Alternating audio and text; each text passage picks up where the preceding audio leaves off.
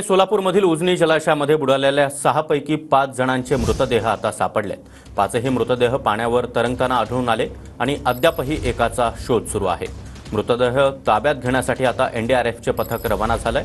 उजनी धरणातून प्रवास करताना एक बोट उलटली होती आणि त्यातून एक व्यक्ती बचावला होता, मात्र अन्य 6 जण यांचा बुडून मृत्यू झाल्याची घटना आता समोर येत आहे। त्यापैकी 5 मृतदेह पाण्यावर तरंगताना आढळून आले तर एकाचा अद्यापही शोध सुरू आहे। आणि या संदर्भात अधिक माहिती देण्यासाठी आमचे प्रतिनिधी सागर सुरवसे सध्या आपल्या सोबत आहेत। सागर, 5 मृतदेह सापडलेत, एकाचा अद्यापही शोध सुरू आहे।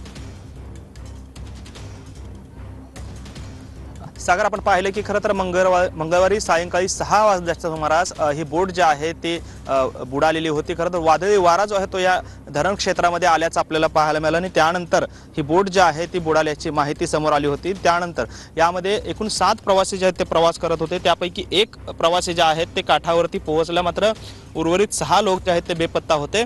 काल दिवसभर एनडीआरएफ कडून मोठ्या प्रमाणात शोध मोहीम जी आहे ती राबवण्यात आलेली होती, मात्र काल दिवसभरामध्ये काही हाती लागलं नव्हतं। मात्र आज सकाळच्या सुमारास हे सर्व जे काही बुडालेले लोक होते त्यापैकी 6 पैकी 5 लोक जे आहेत ते या ठिकाणी आढळून आलेले आहेत। एनडीआरएफच्या जवानांनी त्यांना पाण्यातून बाहेर काढलेलं आहे आणि करमाळा तालुक्यातील कुगाव आणि झरे जे आहेत या भागातले हे सर्व रहिवासी होते आणि त्यांना आता करमाळ्यामध्ये नेलं जात आहे।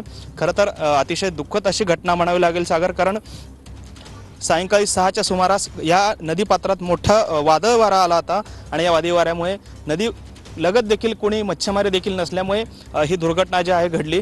आणि त्यानंतर यामध्ये खरं तर 2 लहान मुलं आहेत, पती पत्नी आहेत आणि 2 युवक आहेत, असे एकंदरीत 6 लोक जे आहेत ते बुडालेले होते।